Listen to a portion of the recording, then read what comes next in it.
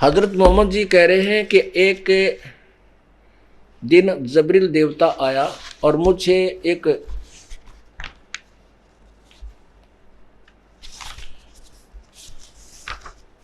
गधे से थोड़े बड़े जानवर पर बैठा कर ले गया, बुराक पर। और वहां कौन देखा? वहीं पर मूसा जी देखे, ईसा जी देखे। वो कौन था पुण्यात्मा? वो पितृलोक है। वहां वो स्वर्ग लोक है, एक तरफ नरक है उसी स्वर्ग में, एक तरफ स्वर्ग है, और उसके अन्य स्थानों पर दूसरी तरफ एक बहुत बड़ा पितृलोक है, जहां पर सभी ये पितृ और भूत प्रेत बने हुए ऊपर वहां रह रहे हैं। पितृ तो वहां ऊपर रह जाते हैं, भूत यहां धक्के खाते रहते हैं। पितृ वो पुण्यात्मा बनती हैं जो कभी शास्त्र और साधक थे और फिर मनुष्य जन्म प्राप्त हुआ, अगले जन्म में उन्होंने सत साधना मिली नहीं और अपनी पुण्य कमाई से वो वैसे प्रभुता को तो प्राप्त हो गए, लेकिन अलग फिर से चार्जर ना लगने से, फिर से भक्ति सत ना होने से वो पितृ बन गए। अब वहां सारे वहां मिले उसको। देखिएगा, ये देखिएगा पृष्ठ 164 पे। प्यारे नबी अपने सच्चे साथियों के बीच बैठे, अल्लाह ने उनको जो बड़ी बड़ी नेमत दी थी उनका जिक्र करने लगे। बैतुल मरकदस से आकाश पर जाने का हाल भी सुनाया। वहाँ कुदरत ने जो जो जलवे देखे उनको भी बयान किया। आप हजरत मोहम्मद ने फरमाया कि इस तरह हजरत जबरील मुझे पहले आकाश पर ले गया। वहाँ इंसानों के बाप हजरत आदम मिले। उनका हाल यह था कि जब दाईं ओर देखते तो खिल उठते और हंसने लगते, और बाईं ओर देखते तो मारे गम के आंसू भर लेते, क्योंकि दाईं ओर उनकी नेक औलाद कर्म थे और बाईं ओर बद के। हजरत आदम अलैहि के ने आप सल्लल्लाहु यानी हजरत मोहम्मद को देखा तो बोले, तुम्हारा आना मुबारक है नेक नबी, है नेक बेटे। आप हजरत मोहम्मद ने पूछा, जबरील ये कौन है? उस देवता ने जवाब दिया, उन्होंने जवाब दिया जबरील ने, यह आदम अलैहि है, सारे इंसानों के बाप। फिर जबरील अलैहि आपको दूसरे आकाश पर ले गया, फिर तीसरे पर। इसी तरह आगे बढ़ते गए। आप जिस नबी के पास से गुजरते वे मनमोहक शब्द कानों में गूंजते, तुम्हारा आना मुबारक है नेक नबी, है नेक भाई। इसी तरह आपने 7वें आकाश पर पहुंच गए। वहां इस तरह आप सल्लल्लाहु यानी हजरत मोहम्मद 7वें आकाश पर पहुंच गए। वहां हजरत इब्राहिम अलैहि मिले। तीसरे देखते ही बोले, तुम्हारा आना मुबारक हो नेक नबी, है नेक बेटे। आप आगे बढ़े और आगे बढ़ते ही गए। रास्ते में सौंदर्य के रूप भी देखे और प्रकोप के दृश्य भी। हजारों फरिश्ते भी नजर आए जो सजदे में पड़े हुए रब का गुणगान करते थे। बढ़ते बढ़ते आप अल्लाह के सिंहासन के करीब पहुंच गए। वहां आप सल्लल्लाहु अलैहि हजरत मोहम्मद पर और आप की उम्मत पर 5 नमाजें फर्ज हुई, 50 नमाजें फर्ज हुई। आप वापस हुए तो हजरत मूसा जी के पास से गुजर हुआ। कहिए क्या फर्ज हुआ उम्मत पर? उन्होंने देखते ही पूछा। हजरत सल्लल्लाहु यानी मोहम्मद जी बोले, 50 नमाजें मुझे कही गई। मूसा ने कहा, लौट कर जाइए, रब से कमी करने की दरखास्त कीजिए। फिर कम कर 5 नमाज हैं, ये 5 रह गई। अब पुण्यात्माओं,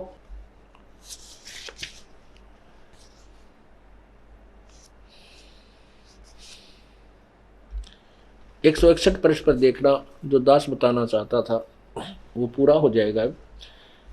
कि प्यारे नबी सल्लल्लाहु अलैहि हजरत मोहम्मद, आज रात बुराक नामक एक जानवर आया, उस पर बैठकर मैंने बैताल मरकादस की सैर की। वहां पहुंचा तो नबियों की जमात देख आई। उनमें इब्राहिम भी थे, मूसा और ईसा भी थे। मैंने उन सबको नमाज भी पढ़ाई। अब देखो हजरत मोहम्मद जी क्या बता रहे हैं कि वहाँ मैंने ईसा जी को भी देखा, मूसा जी को देखा, इब्राहिम को देखा, जो इनके यहाँ बहुत अच्छे नबी हुए हैं, और कहता मैंने उनको नमाज पढ़ाई। अब ये दास के बताना चाहा था कि बाबा आदम जी को हजरत मुसलमान भाई भी और ईसाई भाई भी अपना सुप्रीम मानते हैं, और वो जो महान आत्मा जिसको मानते हैं वो स्वर्ग में पहुंचा, उस पितरलोक में पहुंचा।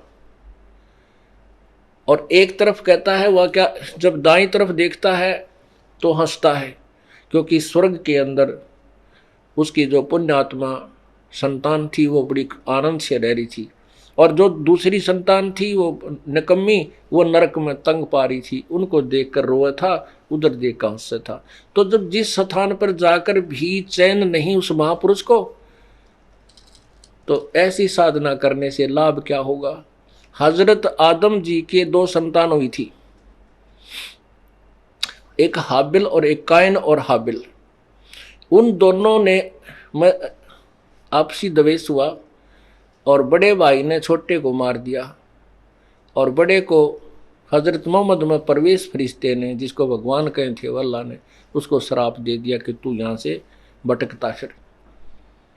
अब शुरुआत से दुख, और वहाँ जहाँ ये साधना से जहाँ पहुँचे वहाँ भी दुखी वो महान आत्मा हजरत आदम, तो अन्य अनुयायी कैसे सुख होंगे उस साधना से। परमात्मा ने वो तरले बासन पर मारी, नीचे वाले पर। अब यही कारण था कि परमात्मा के विरोधी बन गए। अब क्या बताते थे,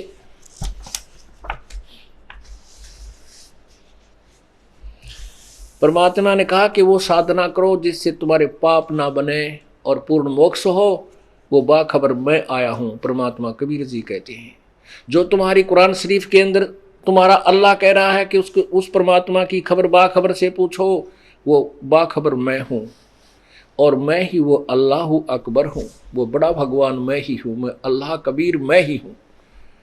अब ये बात कह दे तो भाई कालजा पाट जाए। अब सिकंदर लोधी तो चस्का नहीं बोल रहा, नहीं तो नो बैठा कहा जी, क्यों उनके सामने तो ऐसे अनहोनी कर रखी, लेकिन वो शेख फरीद का तेल जैसे छींटे लगे, वो अंदर ही फुल रहा था। और परमात्मा वहाँ बैठे हजारों की संख्या में सत्संग सुना रहे थे हिंदू और मुसलमानों को। ऐसी बैत पढ़ो रे भाई, उल्ट वजूद अजूद अकल घर जाई। ओह अकल घर, उस घर पहुंच जाएंगे जहां जाने से कभी फिर जन्म नहीं होगा, कभी कष्ट नहीं होगा, सदा सुखी रहेंगे। तो ऐसी साधना करो मेरे भाई।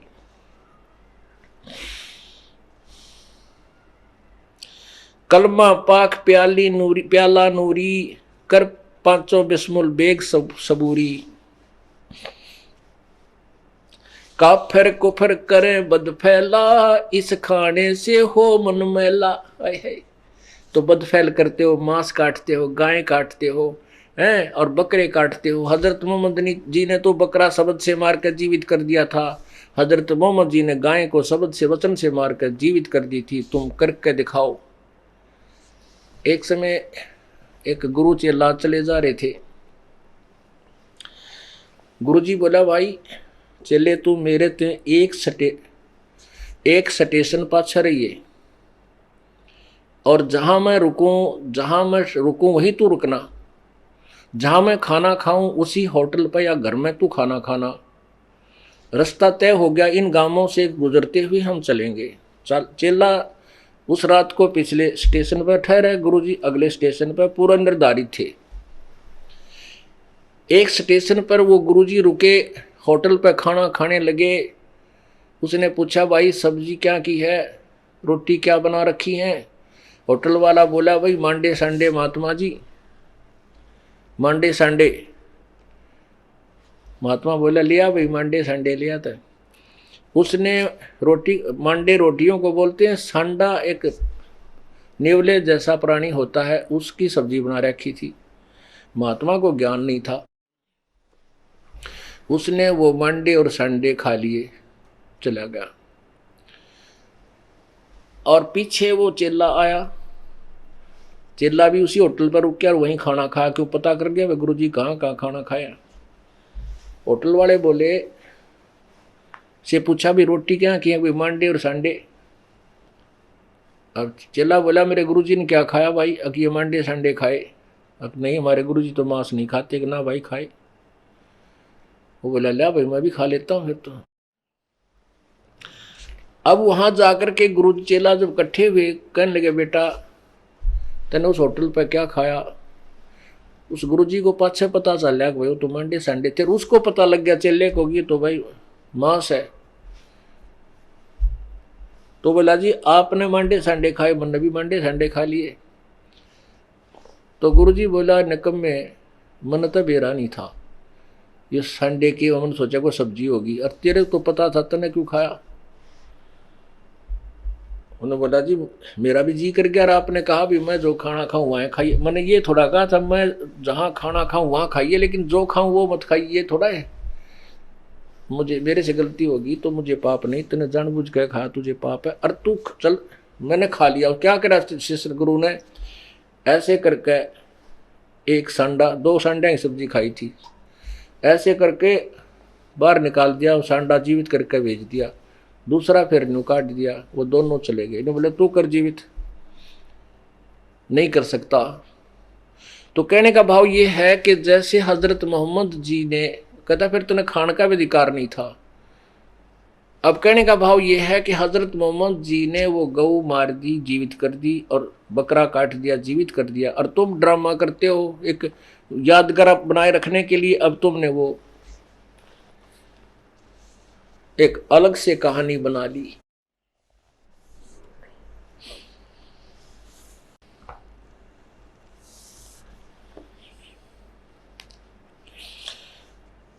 ऐसी बेत पढ़ो रे भाई, अकल उलट अजूद अकल घर जाई। काफिर कुफर करें बद फैला, इस खाने से हो मन मैला। अब मांस खाओगे तो निर्दयी बन जाओगे, काटोगे बकरे को या गाय को, चाहे आप किसी तरह भी काटो, वह तड़फ तो रही है। अब आपका गल कोई काटने लगे, कहते हैं कि हम तो हलाल करते हैं, कलमा बोल बोल के धीरे धीरे प्यार से मारते हैं। अल्लाह तेरे को मारे प्यार ते सिकंदर। ओ परमात्मा बोले कबीर जी, अगला पीर जी तेरी गर्दन काटा कति, ये कलमा पढ़ के प्यार ते आ बैठे। उल्टा सर कहने को क्यों बकवाद करता है? अरे अपनी जान का जब तो बकवाद, और दूसरे जीव को तुम मार रहे हो, तो इससे कहते तुम भक्त नहीं रहोगे, निर्दयी बन जाओगे। काफर कुफर करें बद फैला, इस काने से हो मन मैला।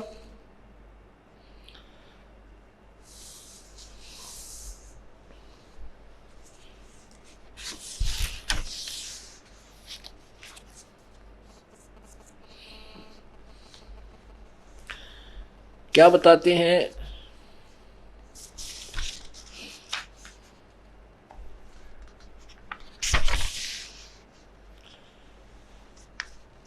ना थे हिंद मुसलमाना, राम रही न दुआ सलामा।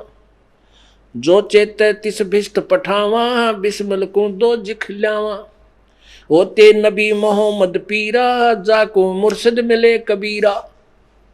कबीर आदनी गरीबदास साहिब जी कह रहे हैं कि होते नबी मोहम्मद पीरा, जिनको मुर्शद मिले कबीरा। शंकर दीप में आन चिताया, शब्द मैल का भेद लखाया। कौन मोहम्मद मजहब तेरा, रब की रूना की जय हेरा।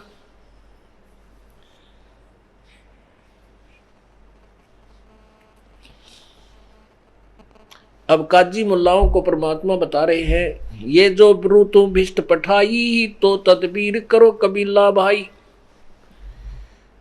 अब कभी क्या कहता वो हजरत, वो पीर जी क्या कह रहे थे शेख तकी, कि हम तो इस बकरे को और गाय की रूह को हलाल करके बिस्मिल करके स्वर्ग भेज देते हैं।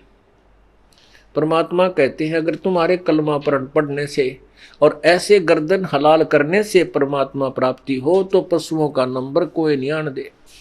पहले तो जैसे कोई प्लाट मिलते हो और क्यों अधिकारी हो, पहले तो अपने रिश्तेदार आन देगा, आजा फटाफट ले, वो कौन बकरा नंबर आन दे। तो ऐसे ही यदि ये तुम्हारी छोरी सही हो कि ऐसा करने से ये रूह यानी आत्मा बकरे और गाय की स्वर्ग चली गई, तो तुम अपने परिवार के किसी सदस्य को और या अपने को ऐसा करके दिखा दो, हम मान जाएंगे ये तुम्हारी थ्योरी सही है। जो ये रूतें भिस्त पठाई तो कर तदबीर कभी लाभ आई। देखा देखी कर्द चलावो ऐसी दुविधा मन में लाओ। कैसा दीन चलाया भाई सकल रू का दर ठकुराई। उसका दर की रू ना पेखी पकड़ पछाड़ी कदर करद गल छेकी।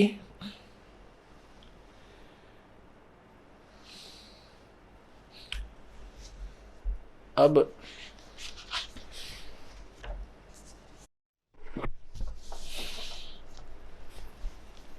परमात्मा ने उनको बहुत ही अच्छे ढंग से समझाया और क्या बताया।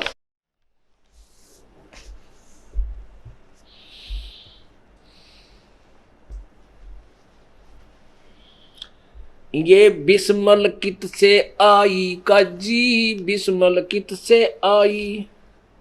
भाई तात बोलो राम खुदाई। जा ममड़ी का दूध पीवत हो, दही घरत बहु खाई।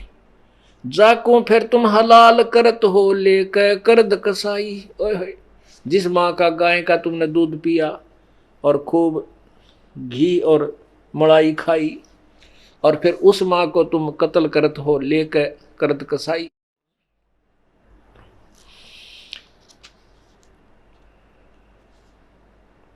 हक हक कर मुल्ला बोले मस्जिद बंग सुनाई।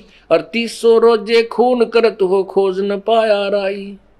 सूर गऊ की एक माटी आत्म रूप इलाही। दास गरीब एक वो साहेब जिन ये उमत उपाई। वो केवल एक ही परमात्मा सबका है और वही पूर्ण भगवान है। उसी की पूजा से तुम्हारा मोक्ष होगा।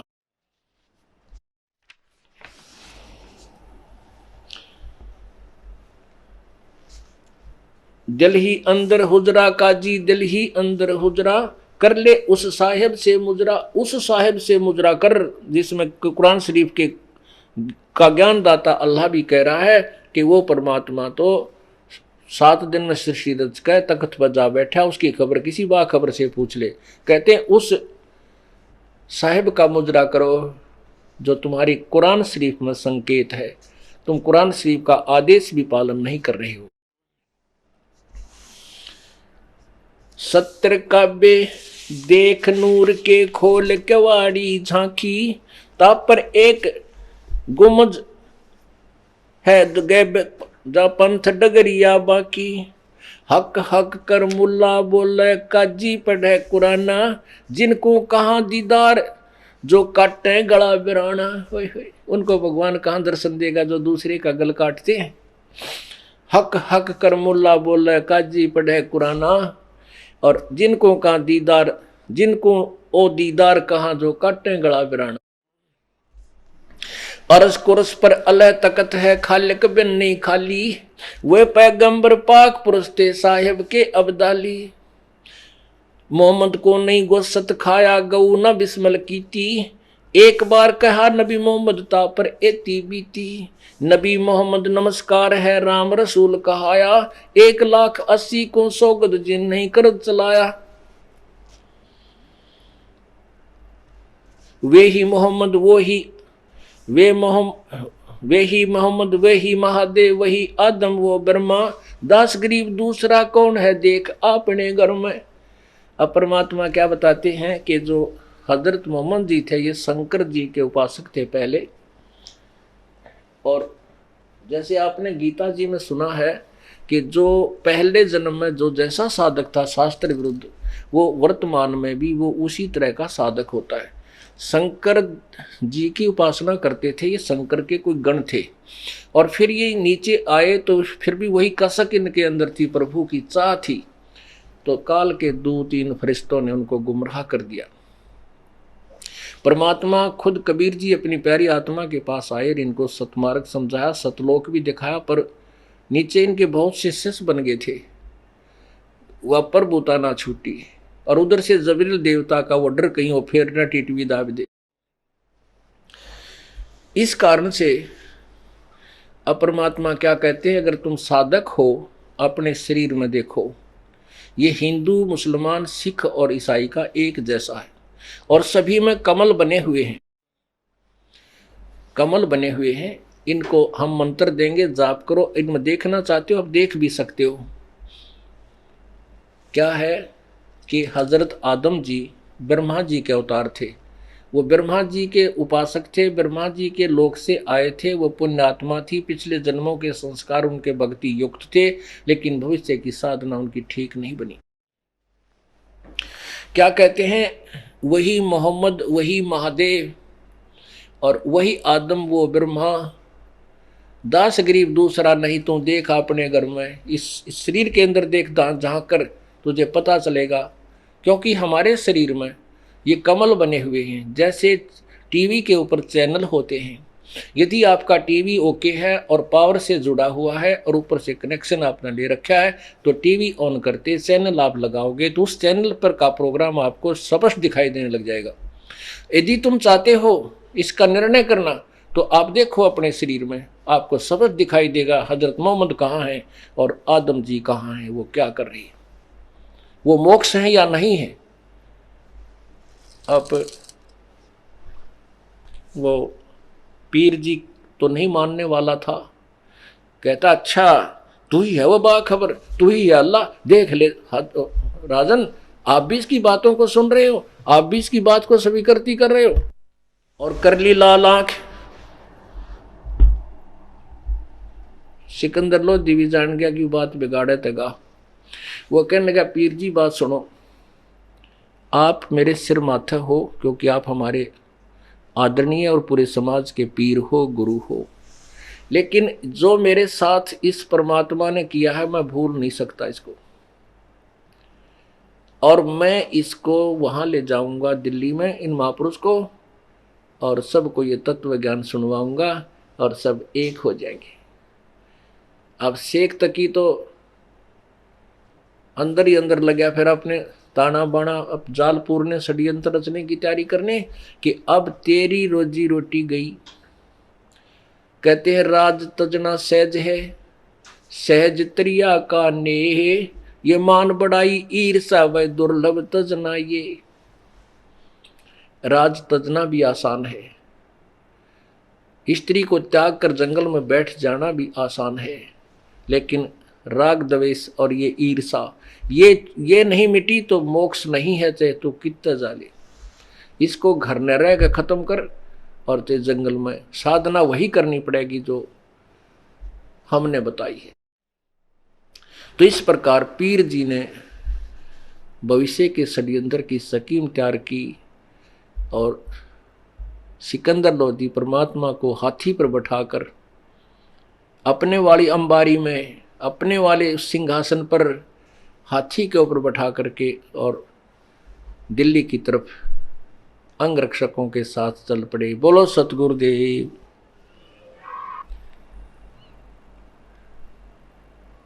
कर जोरूं विनती करूं,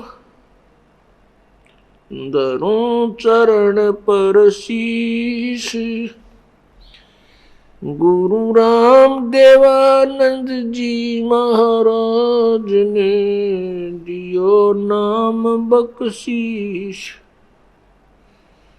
कोटि कोटि सिजदा करूं, कोटि कोटि प्रणाम, चरण कमल में राखियो मैं, बंदी जाम गुलाम।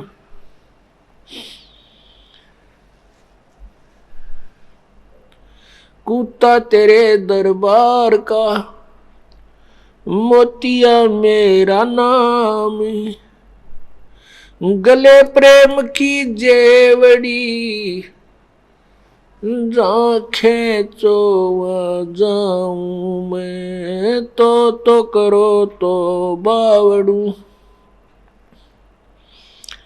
दूर दूर करो तो जाऊं, जो रखो तो ही रहूं, जो देवो सो खाऊं। जय इब के सतगुरु मिले, सब दुख आँखों रोए। चरणों ऊपर शीश रखूं, कहूं जो कड़ी हो। गुरु जी कबीर गुरु जी मिलेंगे, पूछेंगे कुशलात। आद अंत की सब कहूं, अपने दिल की बात। गुरु जी तुम ना भूलियो, चाहे लाख लोग मिल जाएं,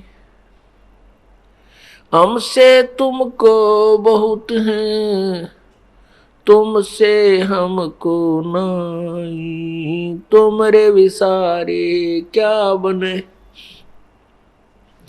मैं किसकी शरण में जाऊं।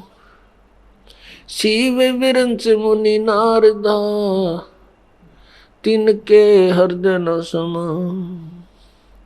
अवगुण किए तो बहुत किए, करत न मानी हार। बावे बंदा बख्श दियो, बावे गर्दन उतारे। अवगुण मेरे बाप जी, बख्शो गरीब नवाज। जो मैं पूत कपूत हूँ, बहुर पिता को लाज। मैं अपराधी जन्म का, नक्सक भरे विकार। तुम दाता दुख भंजना, मेरी करो संभार। परमपिता परमात्मा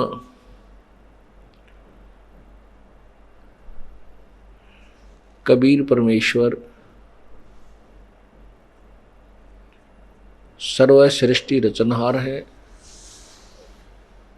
और वो पूर्ण विश्व के पूरे ब्रह्मांडों के वो कुल मालिक है। हम सभी आत्मा सतलोक में रहते थे। सतलोक वो स्थान है जहां न जन्म होता है न मृत्यु होती है। जो जहां बार बार न जन्म होता है न मृत्यु होती है, वहां शरीर 5 तत्वों से बना हुआ नहीं है। वहां जो शरीर हमें मिलता है वो नूरी तत्वों से बनता है, तेज तत्वों से।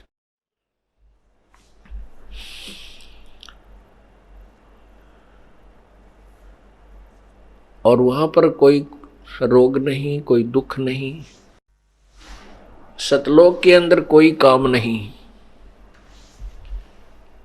वहां पर प्रत्येक सुविधाएं, फल फ्रूट, हर प्रकार के पदार्थ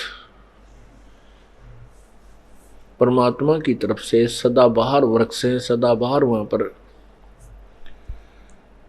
बाग है, सदाबहार नदियां हैं, हर प्रकार के पदार्थ वहां पर उपलब्ध हैं। जैसे हम यहाँ पर सुख खोजते हैं, छुट्टियां लेते हैं, पिकनिक मनाने जाते हैं। कहाँ जाते हैं? किसी स्थान पर पहुंच जाते हैं, किसी तीर्थ पर जाते हैं और वहाँ किराए पर कमरा मोल लेते हैं। इधर उधर की वस्तुओं को देखते रहते हैं, बड़ा आनंद आता है। कोई काम नहीं करना होता, बनी बनाई रोटी होटल में मिल जाती हैं और बिछे बिछाए बेड मिल जाते हैं, बड़ा आनंद आता है, बहुत खुशी होती है। फिर हम घर पर आते हैं तो वही झंझट, फिर सब कार्य करना पड़ता है।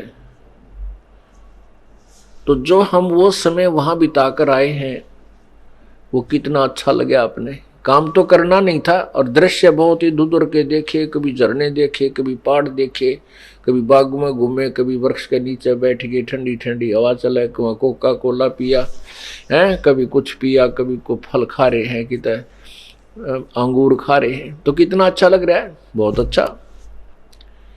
लेकिन सिर में दर्द तो यू काम करे है जिस जहाँ करके हम फिर किधर नौकरी करते हैं, वहाँ अफसरा की डांट, घर आते हैं को सास की डांट, ससुरे की, या सासू ससुरे न बहू की, बेटियाँ की, बिरान मैटी, फिर कोई रोगी है, कोई कोडी है किसी के, और 36 प्रकार के इंजेक्शन लगे रहते हैं, कोई बालक ब्याह का योग्य हो गया, ब्याह शादी का जुगाड़ जुड़ा नहीं, पहले तो रिश्ता होता नहीं, रिश्ता हो जाता है तो फिर पैसे का ब्योंत नहीं, उसके लिए समस्याएं। तो ऐसे हम यहाँ पर कितने दुखी रहते हैं।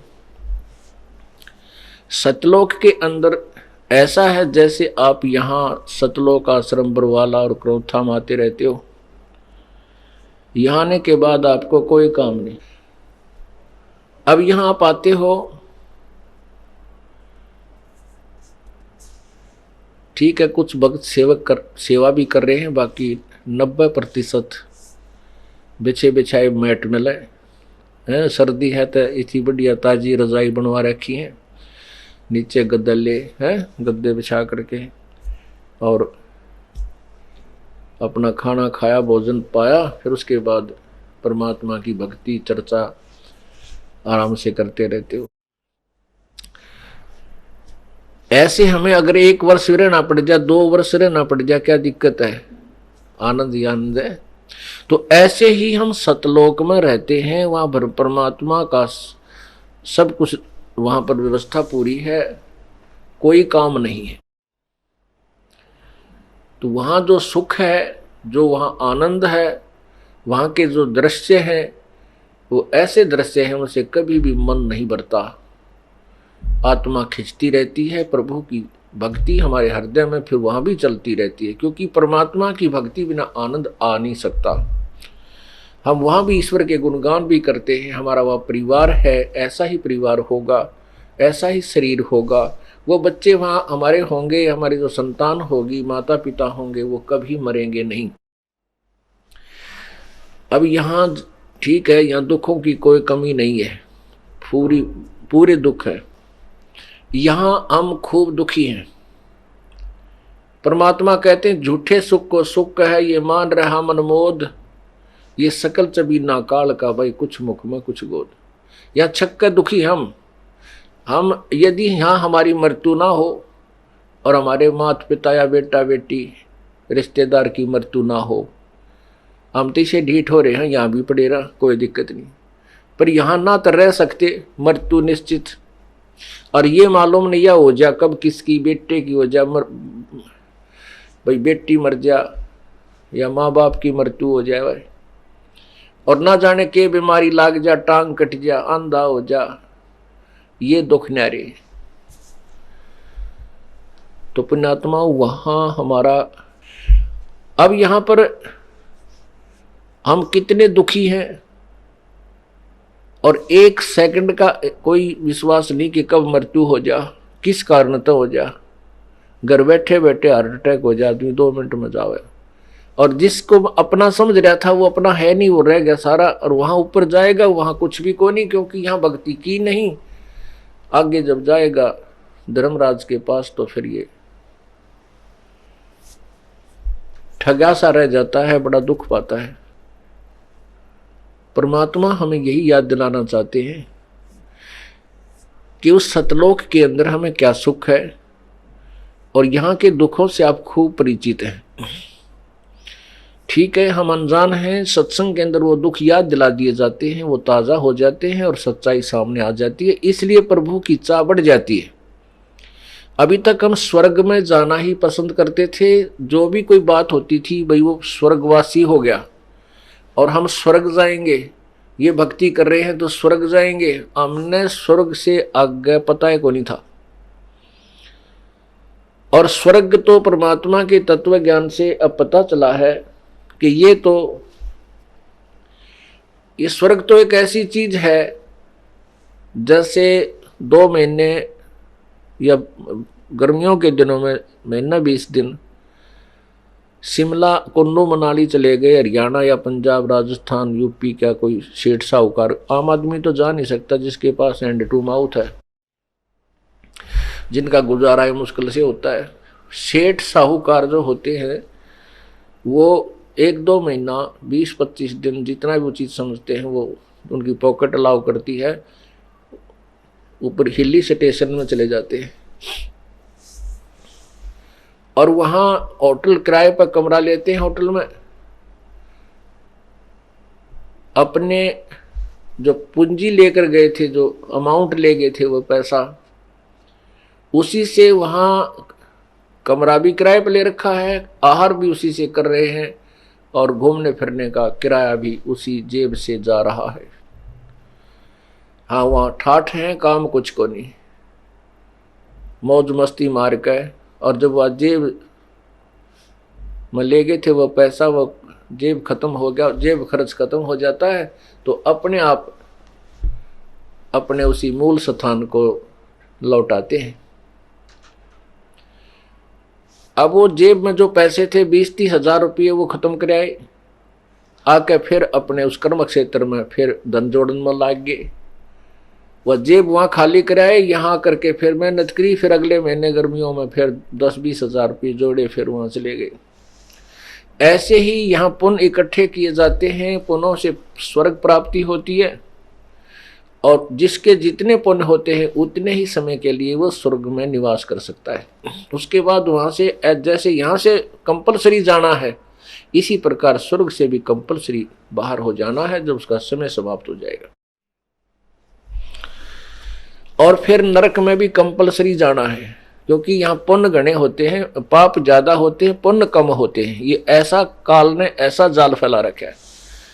जैसे पुण्यात्माओं, किसान खेती करता है तो उस जमीन को कितनी बार संवारता है, पहले उसको हल से ट्रैक्टर से खूब संवारता है, उसके अंदर से सब खरपतवार काट कर निकाल देता है और फिर उसमें बीज बीजता है, गेहूं कणक बोता है, उसके बाद फिर उसमें खाद डालता है, फिर सिंचाई करता है, फिर मेहनत करके फिर उसको काट कर निकाल कर जब अपने घर पर लाता है।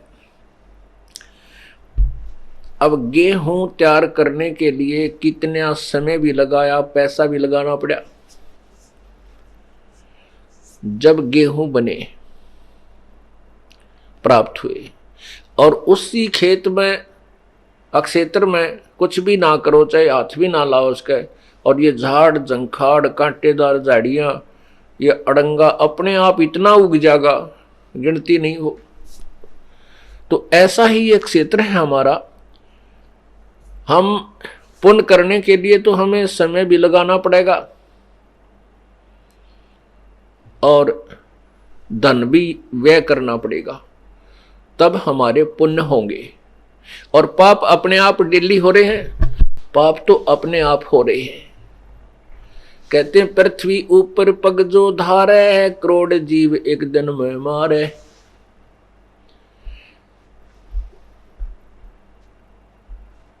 सत्य ब्राह्मण की है हत्या, जो चौका तुम दे वो नित्या। जैसे हम पोचा मारे हैं,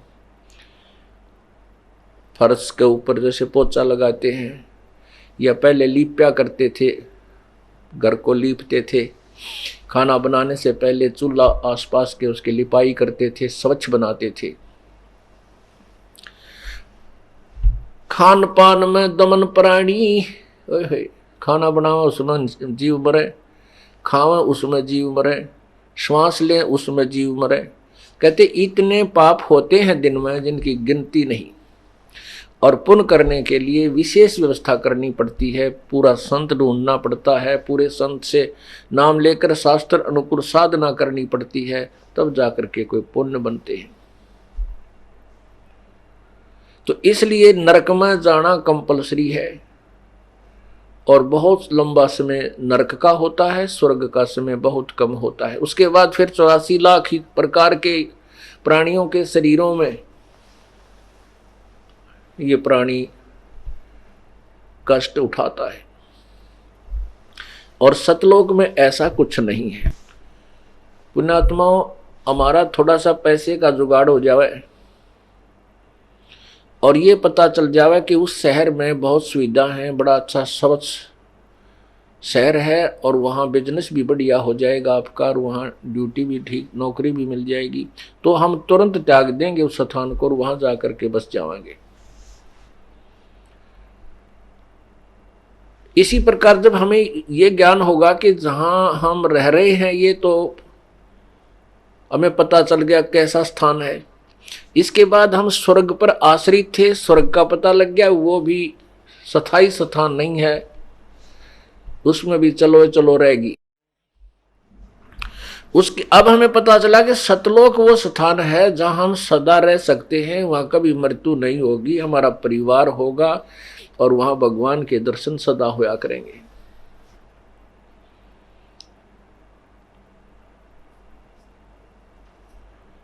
और वहां कितना सुख होगा।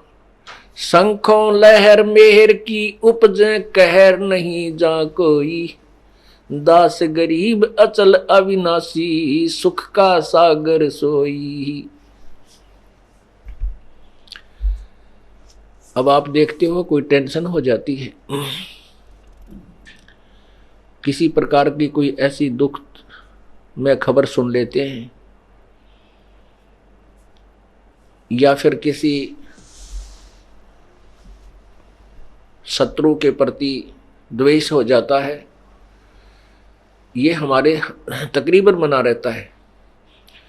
और पूरे दिन में या महीने में या 10 दिन में कभी एक आध बार ऐसी लहर आती है कि उस समय हमें न तो कोई दुश्मन दिखाई देता है, दुश्मन से भी द्वेष नहीं रहता, कुछ सेकंड के लिए होती है,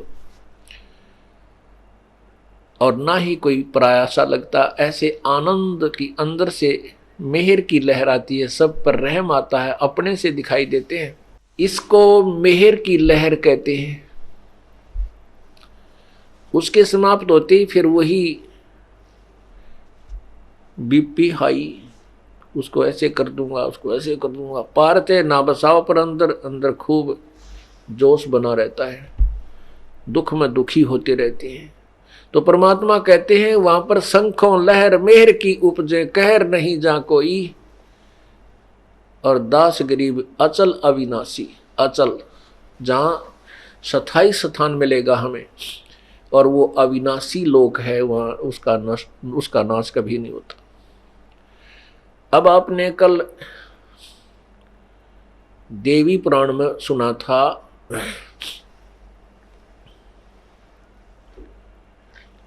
देवी पुराण में आपने सुना था कि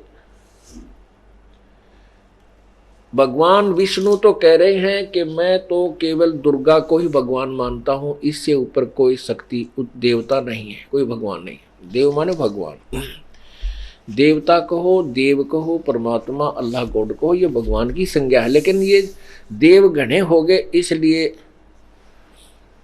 उस महादेव कहा जाता है। महादेव, ये महादेव कौन है? शंकर भगवान को महादेव कहते हैं? नहीं, वो परमेश्वर की तरफ संकेत होता है। वैसे तो नाम ये भी महादेव कहलाते हैं, क्यों अन्य देवताओं से ये थोड़े से ऊपर हैं, से उनसे ताकत और सतीथि में ये उच्च हैं। वास्तव महादेव परमात्मा ही होता है।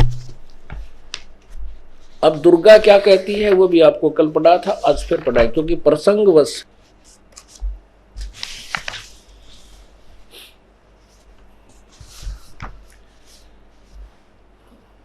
प्रत्येक सदग्रंथ का वो ज्ञान फिर से हमने रिवाइज करना पड़ता है ताकि तत्व ज्ञान को हम अच्छी तरह समझ सकें। देखिएगा, गीता प्रेस गोरखपुर से प्रकाशित है।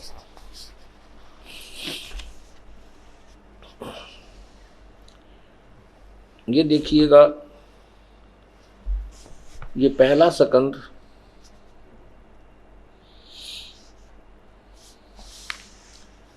और पृष्ठ नंबर 28 पे, और इसका अध्याय नंबर 4 है, क्योंकि यहाँ अध्याय नंबर 3 समाप्त हो जाता है, 1 से 3 का विवरण, और चौथा शुरू होता है 27 पे, और 28 पे हम नीचे इसको ज्यादा ना पढ़ेंगे। नारद जी ने कहा, महाभाग व्यास जी, तुम इस विषय में जो मुझसे पूछ रहे हो, ठीक यही प्रश्न मेरे पिताजी ने भगवान श्री हरि से किया था। देव आदि देव, भगवान जगत के स्वामी, लक्ष्मी जी उनके सेवा में उपस्थित रहती है, आदि आदि। उसकी 4 भुजाएं हैं, वक्षस्थल पर श्रीवस्त्र का चिन्ह है, वे 4 चराचर जगत के आश्रयदाता हैं, आदि आदि। उनकी भगवान श्री हरि महान तप कर रहे थे, उनकी समाधि लगी थी। यह देखकर मेरे पिताजी ब्रह्मा जी को बड़ा आश्चर्य हुआ। ब्रह्मा जी ने पूछा, प्रभु आप देवताओं के अध्यक्ष से, जगत के स्वामी हो, सारे ये सब कुछ बताया। आश्चर्य हो रहा है कि आप देवेश्वर एवं सारे संसार के शासक होते हुए भी समाधि लगाए बैठे हो। अब यहां लेंगे हम 28 पे, 29 पे देखिएगा।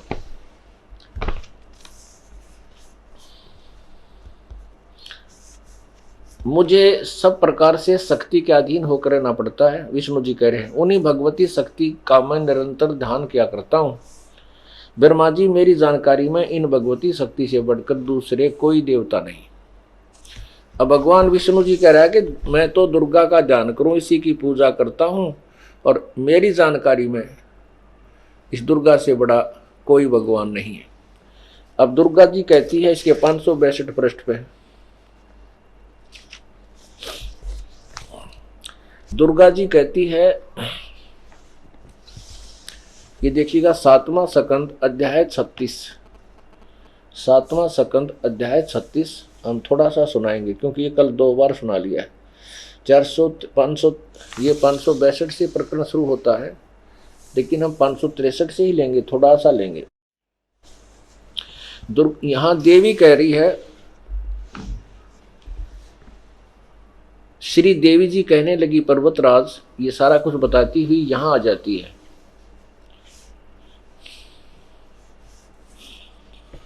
ये उस एकमात्र परमात्मा को ही जाने, दूसरी सब बातों को छोड़ दे।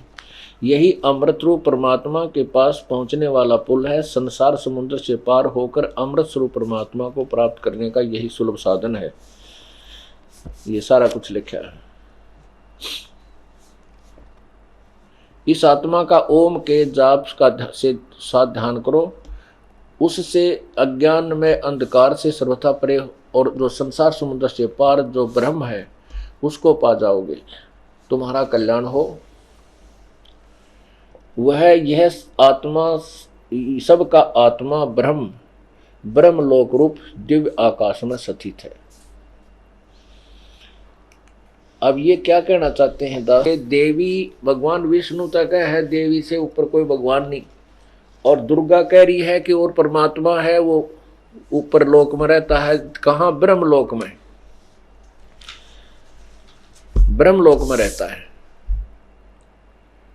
अब पवित्र गीता जी में लिखा है 8वें अध्याय के 16वें श्लोक में कि ये ब्रह्म लोक तक सभी नासवान है, अर्थात जो यहाँ का अंतिम भगवान ब्रह्म है वो ब्रह्म लोक में रहता है, वो भी नासवान है, वहां गए हुए भी मृत्यु को प्राप्त होते हैं, इसलिए ये अविनाशी नहीं है। अब देखिए पवित्र श्रीमद् भगवत गीता,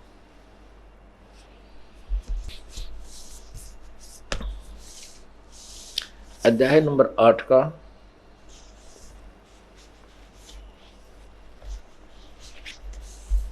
1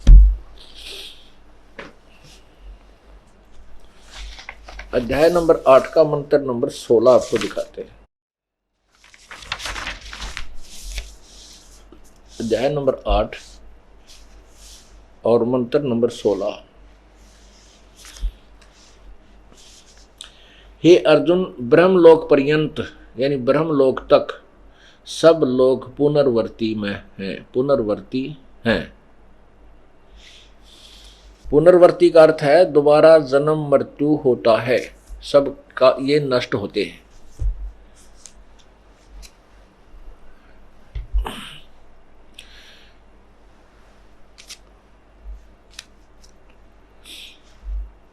अब हमने देखो, कोई भी हम काम करते हैं,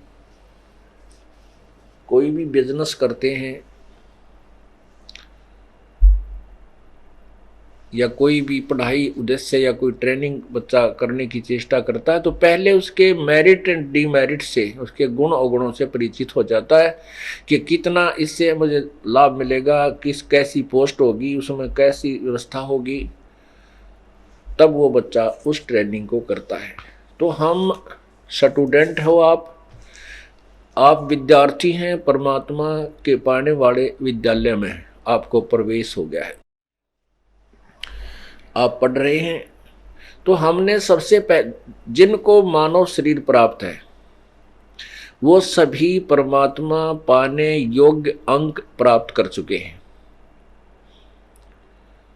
वो दूसरी बात है, कोई 33% से पास हो रहा है, कोई 75% से, कोई मेरिट ले रहा है, पास सारे हैं और प्रवेश सबको प्राप्त है।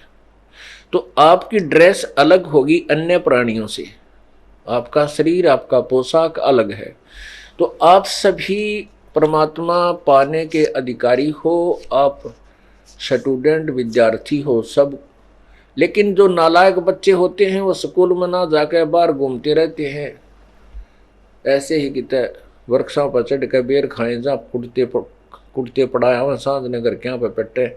स्कूल में जाओ तो मास्टर गढ़े, तो वह फिर पढ़ते हैं नहीं, फिर वो दुखी होते हैं, मजदूरी करते हैं, दुर्गति होती है। और जो बच्चे पढ़ जाते हैं, शिक्षा ग्रहण कर लेते हैं, वो सुखी हो जाते हैं।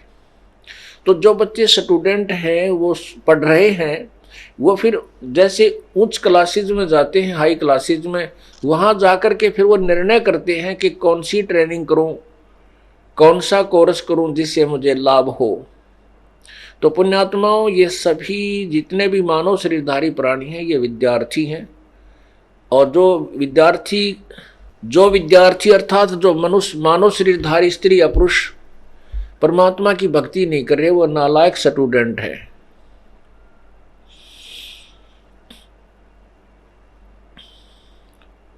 और वो अपना जीवन व्यर्थ कर रहे हैं, वो अपने उद्देश्य से वंचित रह जाएंगे, वो बाद में पछतावेंगे। कैसे पछतावेंगे? जैसे एक व्यक्ति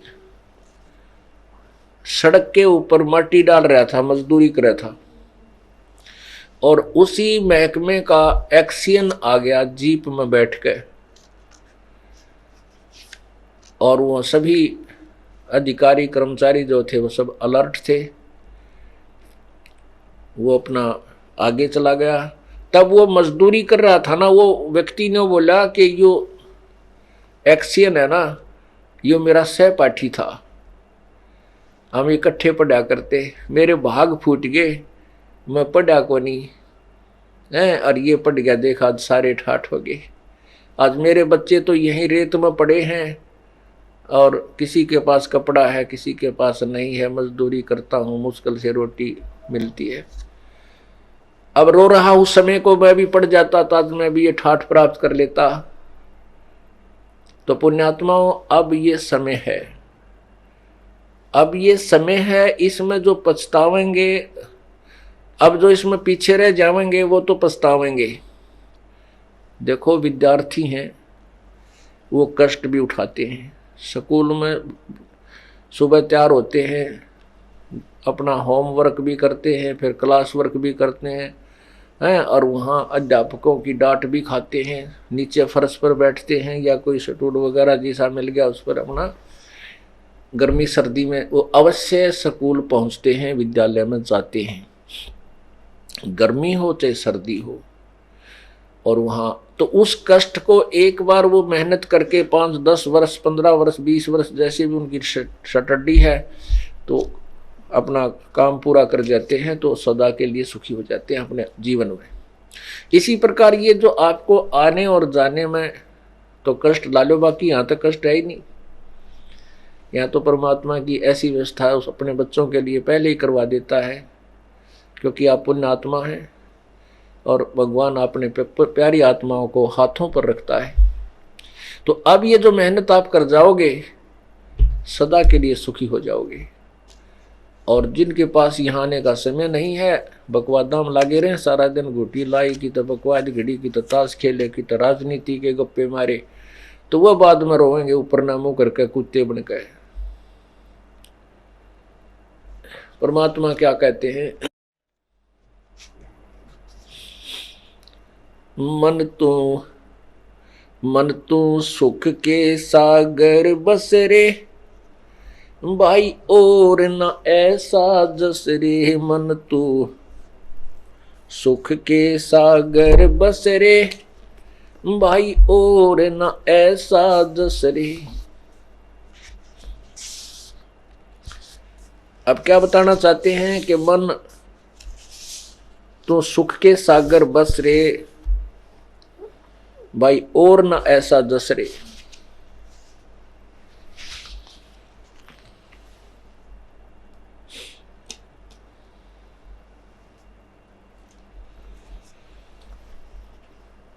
भाई सर्व सोने की लंका होती, रावण से रणधीर। सर्व सोने की लंका होती, रावण से रणधीर।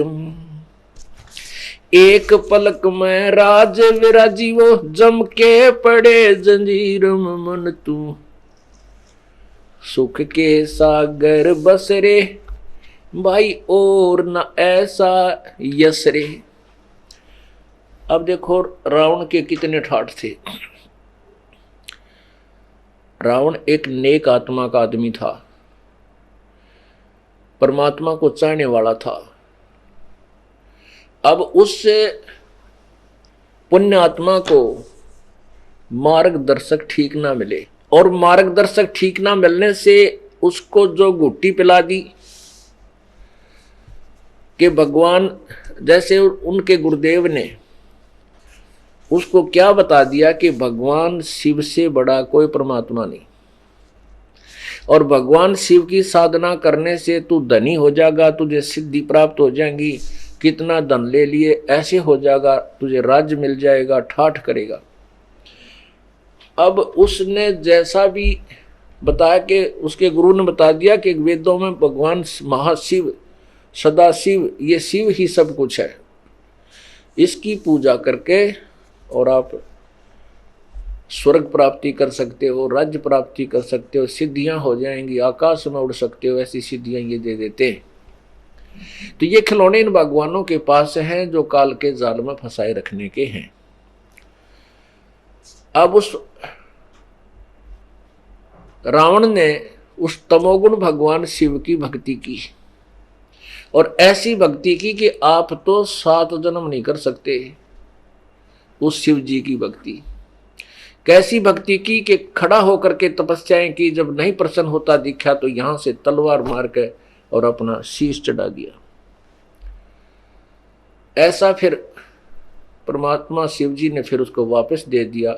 फिर 10 बार उसने ऐसे किया, तो कहते हैं ऐसी साधना की, और उसके प्रतिफल में उसने क्या प्राप्त किया, सारे सोने की लंका बना ली, आकाश में उड़ जाने की सिद्धि होगी, और खूब बकवाद करने लग गया। अब जब ही जीव के पास यहाँ ये काल लोक का सुख हो जाता है, ये कोरी कुबद करता है। तो क्या बताते हैं, अब उस प्यारी आत्मा ने साधना भी की, तमोगुण भगवान की और राक्षस कहलाया और कुत्ते वाली मौत मरा। दुनिया उसके नाम से भी नफरत करती है। तो परमात्मा इसलिए कहते हैं मन तू सुख के सागर बस रे भाई और न ऐसा यस रे। अब उसने अपनी महिमा बनानी चाहिए थी कि मैं धनी हो जाऊंगा, आकाश में उड़ जाऊंगा, और कोई यार इतने सेना बन गई, इतने उसके योद्धा थे, और रावण रावण हो रही थी उसके राज्य में, तो राजा की महिमा होगी होगी। कहते वो यश प्राप्ति के लिए उसने जो कुछ भी किया वो यश नहीं रहा, वो खुद भी ना रहा, अन्ना व सोने की लंका उसके पास रही, वो विभीषण को दे दी गई। विभीषण को क्यों मिली? क्योंकि वो परमपिता परमात्मा का साधक था, और उसने इसे डले ढोए नहीं, क्योंकि ये साधना नहीं की। उसने केवल पूर्ण परमात्मा मुनिंदर रूप में आए हुए प्रभु से उपदेश लेकर के सच साधना की, और उस सच साधना से उसको वो राज भी मिला जिसको रावण नहीं रखा, तमोगणी भगवान की पूजा करके। इसलिए कबीर परमेश्वर कहते हैं जय तुझे राजपाठ को चाहिए तो मेरा इधर ले ध्यान, तने धन भी चाहिए वो भी मैं दूंगा, और तने राज्य चाहिए नालायक को भी मैं दे सकता हूं, और सहज में दे दूंगा, इस तरह की कठिन तप करने की आवश्यकता नहीं। लेकिन ये राज्य और यहाँ का धन तेरा शत्रु होगा, ये पहले बता दिया जाता है। अब तू मांग ले, मोक्ष मांगना चाहता है या यहाँ के खिलौने मांगना चाहता, मैं सारे दे दूंगा, सबका सब। ये भी मेरे से ही मांगते हैं, जैसे भगवान विष्णु शिव भी साधना करता है किसी की, तो कहते हैं फिर यो काल भी ज्योति निरंजन भी साधना करता उस कबीर परमेश्वर से मांग करके अपने किस ब्रह्मांडों को चला रहा है।